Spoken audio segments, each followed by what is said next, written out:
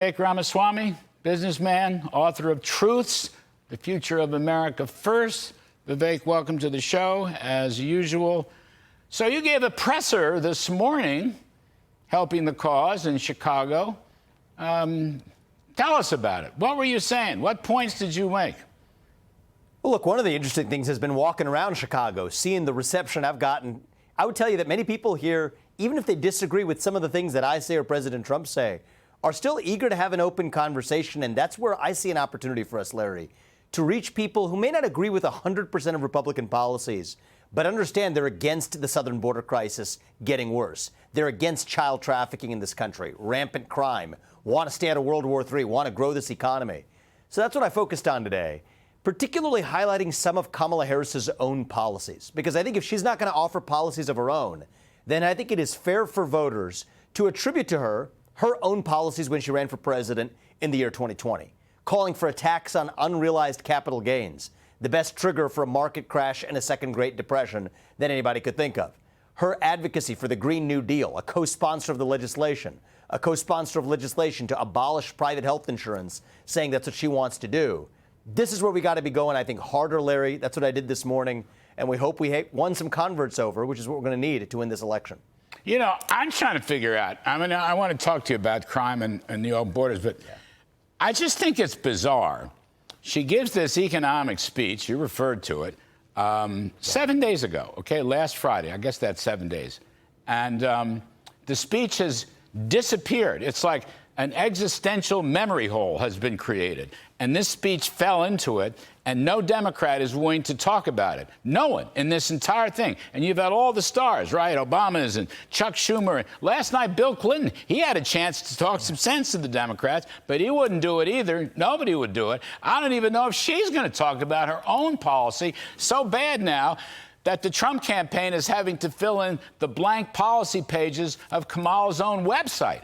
I mean, I don't understand this. She gives a speech and no one talks about it, but it's $2 trillion of crazy spending, work disincentives, going to jack up housing prices, and, of course, price controls is pure insanity, as you well know. I don't want to belabor the point, but it's just, don't you think that's sort of odd? And don't you think the public may be noticing this? I think the public is definitely noticing it, but the reason it's not particularly odd, Larry, is it tracks their incentives. Kamala Harris does her best as a candidate, a presidential candidate in 2020, as this time, when she is not talking about her policies. The more she actually talks about her policy commitments, the less voters actually like to vote for her. The more she cultivates a vibe and a persona that's not tied down by policy, the better she tends to do. So you see her dip her toes into the policy debates with her grand economic idea that she unveiled, the Nobel Prize-winning plan, perhaps, to control price gouging in the grocery market with price controls. She didn't get a great response to that. That was actually the first thing that burst the bubble of the honeymoon period that Kamala Harris has been in. And so the reality is she kind of learned her lesson. It's like a Pavlovian training, teaching her that, okay, the more you talk about policy, the dog bites back. You say you don't want to do that anymore. That's why she's retreated, and I expect her to stay as much away from substantive policy for the rest of this race as possible. We got to be ready for that, which means it's our job to make sure that we use her own actions, legislation that she's supported, back against her, and most importantly of all, Larry, offer our own vision of who we are and what we stand for. That's our only way to win this election, and I'm confident that if we do, we will win decisively. You know, Vivek, that's interesting, but here's the point. Wall Street Journal editorial. The world is on fire.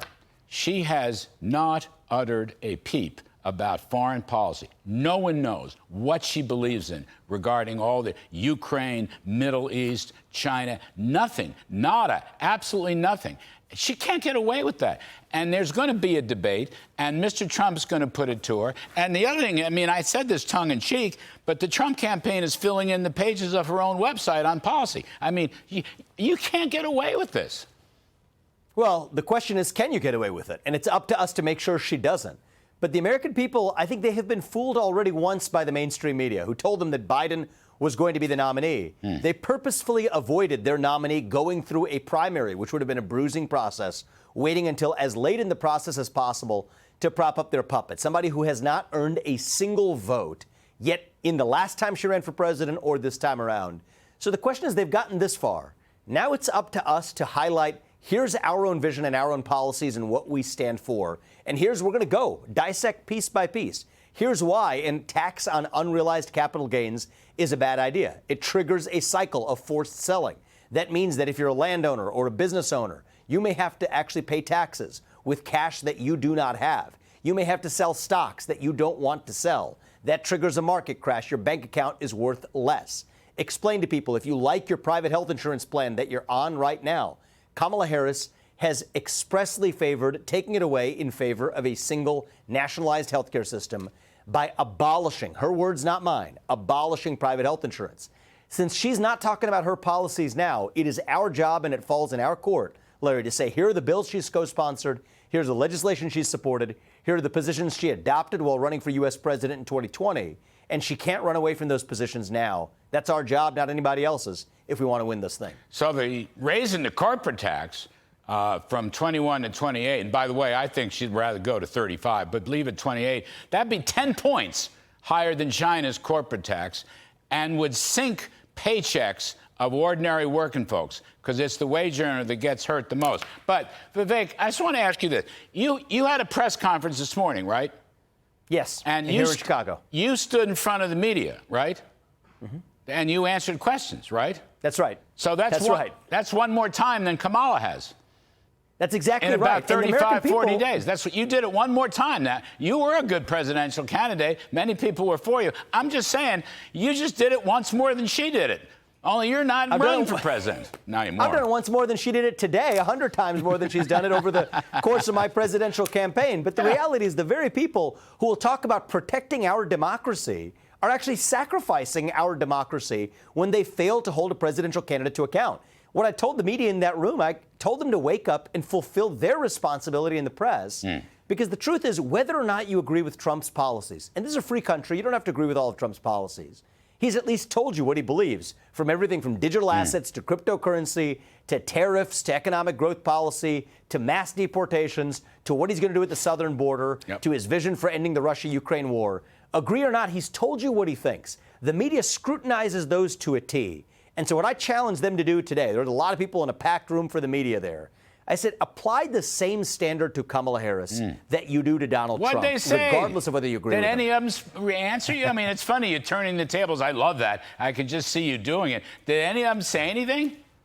I think a few of them were quietly acknowledging some of their failures so far, because the way I see this, Larry, is many of them are thinking about how they failed the country by covering up for Joe Biden's cognitive deficits. And the same thing that the media did for Biden's cognitive deficits, they're now doing for Kamala Harris's policy deficits. And I think that that is a mistake. You know what? If you make one mistake, you better darn learn from it and actually improve upon it. But if they fail to do it this time, I think that signifies a deeper problem. So it's up to those in the media to ask themselves whether they actually do want to live in that functioning democracy that they wax eloquent about, and the choice is going to be theirs. Yes, sir. Vivek Ramaswamy, the best of the best. Thank you ever so much. As always, sir, we'll see you soon.